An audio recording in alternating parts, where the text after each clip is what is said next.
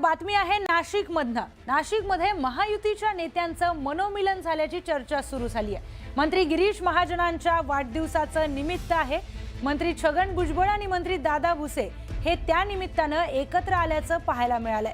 वाढदिवसाच्या कार्यक्रमामध्ये भुजबळांनी शॉल देऊन महाजनांचं अभिनंदन केलं, तर दादा भुसेंकडून शिवरायांचं पुस्तक देऊन महाजनांचा गौरव करण्यात आला। गेल्या काही दिवसांपासून पालकमंत्रीपदावरून तिन्ही नेत्यांमध्ये जोरदार रस्सीखेच सुरू होती। अशातच सर्व नेते एकत्र आल्यामुळे त्यांच्यातील वाद मिटून मनोमिलन झाल्याची चर्चा राजकीय वर्तुळामध्ये रंगली आहे।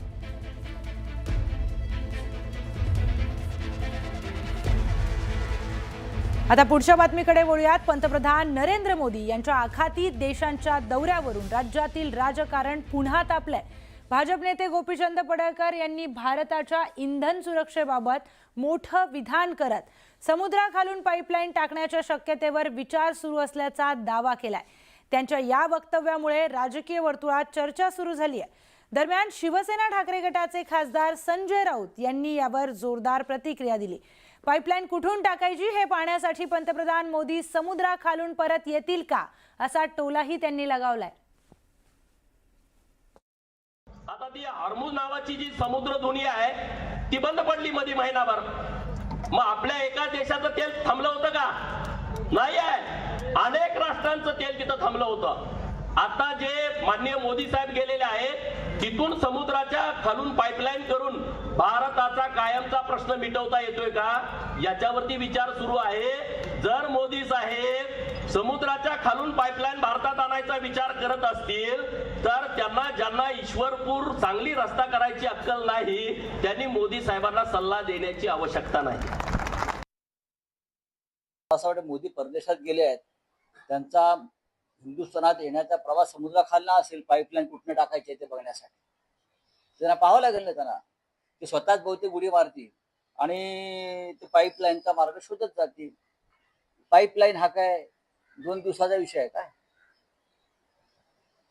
अनेक वर्ष लागतात त्यासाठी, अशा गोष्टी करण्यासाठी।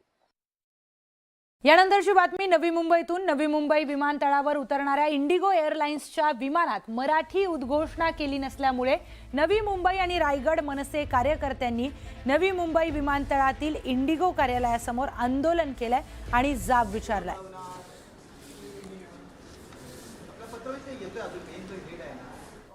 महाराष्ट्राची राजभाषा मराठी आहे। या मराठी भाषेला आत्ताच काही वर्षांपूर्वी अभिजात भाषेचा दर्जा दिलाय। मग इंडिगो व्यवस्थापन याला माज का, हा प्रश्न महाराष्ट्र नवनिर्माण सेना म्हणून आम्ही विचारतो। आज हा करंटेपणा का केला जातो इंडिगो व्यवस्थापन?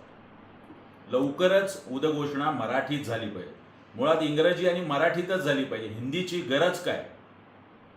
व्यवस्थापनाला आम्ही पुढचे 24 तास देतोय, अन्यथा महाराष्ट्र नवनिर्माण सेना या विषयासाठी आपल्या पद्धतीने व्यवस्थापनाला धडा शिकवेल। यानंतर पुढची बातमी पाहूयात। आखाती देशामध्ये सुरू असलेल्या युद्धाचा फटका आयात निर्यातीवर झालाय, तर दुसरीकडे गावाकडे गेलेले ड्रायव्हर परत न आल्यामुळे JNPA बंदरामध्ये कंटेनर अडकून पडलेत। उन्हाळी सुट्टीमुळे महाराष्ट्राबरोबरच परराज्यात परिवारासोबत मोठ्या संख्येने गेलेले ड्रायव्हर आणि कामगार हे लवकर येण्याची चिन्ह दिसत नसल्यामुळे JNPA बंदरामध्ये हजारो कंटेनर आलेला माल बाहेर काढण्यासाठी चालकांची कमतरता भासू लागली आहे। अजूनही बहुतांश ड्रायव्हर गावाकडे असल्यामुळे याचा फटका आयात निर्यातीला बसलाय। मी आता सध्या JNPA बंदराजवळ आहे। आपण बघू शकता की 5 राज्यांमध्ये झालेल्या निवडणुकीचा परिणाम आता आयात निर्यातीवरती झालेला आहे आणि JNPAच्या बंदरांमधल्या जे कंटेनर्स ये जा करत होते त्याच्यावरती त्याचा परिणाम झालेला आहे। आणि आपण जर पाहता की नेहमीच हा गजबजलेला परिसर असतो, इथे कंटेनर्सची ये जा मोठ्या प्रमाणात होत असते, मात्र आता फारसे कंटेनर्स या रस्त्यावरती तुम्हाला दिसत नाही। कारण आहे, याचं कारण एकच आहे, ते म्हणजे JNPA बंदरामधून कंटेनरची ये जाची संख्या कमी झाली आहे। याचं कारण एकच आहे की 5 राज्याच्या निवडणुकांसाठी जे ट्रेलर चालक जे आहेत ते आपल्या गावी गेले होते आणि त्यामुळे याचा परिणाम झालेला आहे। त्याचबरोबर मे महिन्याचा हा सुट्ट्यांचा काळ आहे, यामध्ये देखील ह्या सगळ्या वाहनधारकांनी आपल्या कुटुंबासह ते आपापल्या गावी गेलेत। त्यामुळे सध्या या कंटेनर्स म्हणजे ट्रेलर्स चालवण्यासाठी ड्रायव्हर्स मिळत नाही आणि त्याचमुळे याचा परिणाम JNPAच्या बंदरावर झालेला आहे। आणि आपण बघू शकता की आयातीवरतीही तेवढाच परिणाम झाला आणि जो माल निर्यात करण्यासाठी आला होता तो देखील JNPA बंदरामध्ये पडून आहे। JNPAच्या बंदराचा परिसर यामध्ये कंटेनर्स तर पडलेले आहेतच, पण त्याचबरोबर JNPA बंदराच्या परिसरामध्ये जे कंटेनर यार्ड आहे ते कंटेनर यार्ड मोठ्या प्रमाणात आहे। त्या कंटेनर यार्डमध्ये देखील मोठ्या प्रमाणात कंटेनर पडून आहेत। हा जो माल आहे याच्यामधला हा माल अजून किती दिवस असाच पडून राहील हे मात्र सांगता येत नाही, कारण का अजून मे महिन्याचा संपत आलेला आहे। जून मध्ये शाळा सुरू झाल्यानंतर कदाचित हे सगळे ड्रायव्हर्स जे आपापल्या गावी गेलेत ते परत आल्यानंतर परिस्थिती सुरळीत होईल, परंतु त्याला देखील अजून 1 महिन्याचा कालावधी आहे। त्यामुळे या 1 महिन्याच्या कालावधीमध्ये JNPA बंदरामधली जी वाहतूक आहे, जी आयात निर्यात आहे ती मात्र नक्कीच मंदावलेली आहे। विनय म्हात्रे, न्यूज 18 मराठी, उरण। यानंतरची बातमी आहे हिंगोली जिल्ह्यामधून। हिंगोली जिल्ह्यामध्ये डिझेलचा तुटवडा निर्माण झालाय। यावेळी वाहनधारकांनी मोठमोठ्या कॅन्स घेऊन पंपावर रांगा लावल्यात, दरम्यान इंधनासाठी झुंबड उडाली आणि अनेक ठिकाणी वादाची ठिणगी पडली। यामुळे पोलीस प्रशासनाने सतर्कता बाळगत पेट्रोल पंपावर पोलिसांचा बंदोबस्त तैनात केलाय। पोलीस बंदोबस्तामध्ये डिझेलची विक्री करण्यात येते, याचा आढावा घेतलाय आमचे प्रतिनिधी मनीष घरत यांनी। पाहूयात। हिंगोली जिल्ह्यात सलग 4थ्या दिवशी जे आहे ते अनेक पेट्रोल पंपावरती डिझेल तुटवडा जाणवत आहे।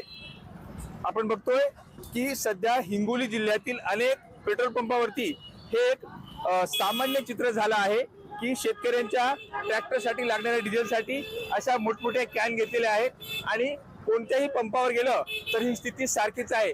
परंतु आजची स्थिती जर आपण पाहिली तर हिंगोली शहरातील मी एका पेट्रोल पंपावरती आहे आणि आज चक्क गर्दीला आवरण्यासाठी आणि कुठलेही वाद होऊ नयेत, पेट्रोल पंप चालकाशी नागरिकांचे वाद होऊ नयेत, नागरिकांनी शिस्तीत डिझेल घ्यावं याकरिता जिल्हा पोलिसांनी जे आहे ते पंपावरतीच पोलीस बंदोबस्त तैनात केला आहे। चक्क पोलिसांच्या बंदोबस्तामध्ये देखरेखीमध्ये इथे जे आहे ते नागरिकांना डिझेल विक्री केले जात आहे।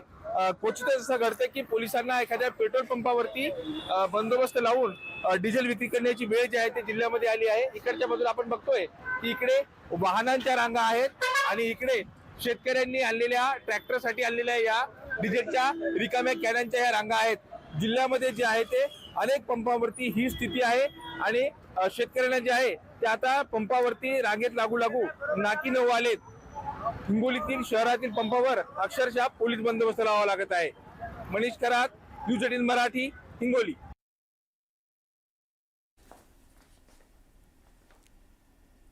बातमी पाहूयात। विधान परिषद जागांचं सूत्र आज रात्री ठरण्याची शक्यता आहे। मुख्यमंत्री देवेंद्र फडणवीसांच्या अध्यक्षतेखाली बैठक होणार आहे।